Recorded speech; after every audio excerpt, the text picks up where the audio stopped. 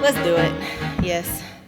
All right, guys. One would think that since I make my living teaching middle schoolers and college students during the school year and teachers to teach math during the summertime, that this would not be a problem to speak for 5 minutes on anything. Wow, are you wrong? This was a challenge, but I mean, come on, I teach middle schoolers math. I mean, I'm Superwoman, right? That's all there is to it. So I was like, you know what, I'll take the challenge. Challenge accepted, we're good. But don't worry, I know that some of you, as soon as I said math, that bad 4-letter word, you're like, nope, I'm good. I'm not teaching you math today. Jason took care of that, and I'm so glad. I'm just going to teach you about my experience with my students last year.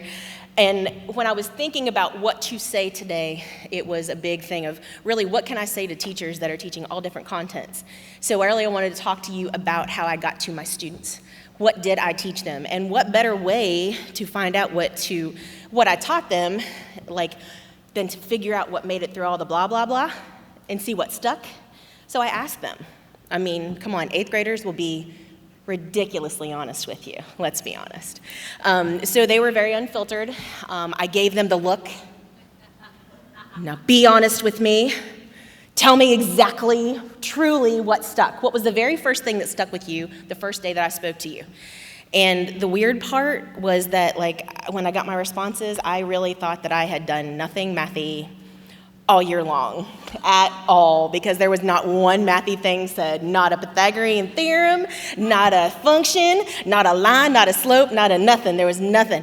The kids, when I started reading the responses, they knew that I loved pineapples, Starburst jelly beans. I had 3 dogs, a Great Dane, one out of them, and I had great kids.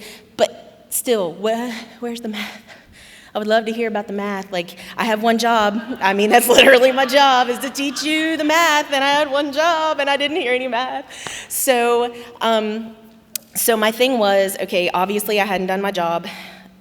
So I figured in true teacher fashion, what did I do? So I really did go back to the responses, and I read what they said. So this is what they learned. You ready? They learned the fire extinguisher talk. Right? You're like, I don't even know what that is. Good, because I didn't either. I did not realize that how heavy this was going to get. They said they remembered the fire extinguisher talk. So as much as I would love to be able to give my kids lightsabers and let them defend themselves if there was, we live in a day of mass shootings and things like that. See, it got really heavy really fast, and I'm so sorry, but that's where we live. I wanted to let them protect themselves, and if you don't know how fire extinguishers work, they suck the air out of something. So I told them, listen, if you need to protect yourselves, you grab a fire extinguisher. There's one in the front and there's one in the back, and you stuck it in their face, and then you smack them with it. Now, if you are questioning right now why I am creating my own little math militia with fire extinguishers, that was not my intent, okay? I really did. I thought about it. I was like, oh my gosh, they're going to judge me. It wasn't that. My students were very honest about not feeling safe where we were, in a really safe spot. I am very fortunate to teach in a very wonderful area, in a safe place.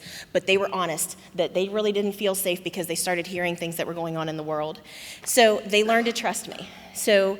And they need that, obviously. If they can't trust me, then what can I do?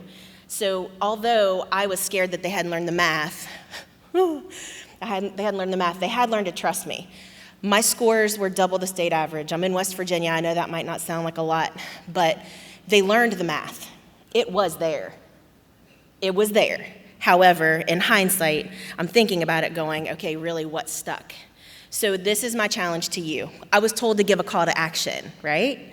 This is my challenge to you. I want you to really think about what your fire extinguisher talk is.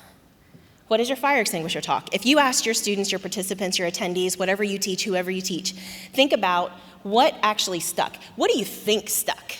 Like I said, I thought that something that they've heard forever would stick, and it wasn't what stuck. We have to focus on what matters to them now so that they can start trusting us to focus on what matters in the classroom for their future. So that is my call to action. figure out your fire extinguisher talk. If you don't know what it is, figure it out before you start teaching in the fall. And it was so great to talk to you guys today. Have an awesome conference.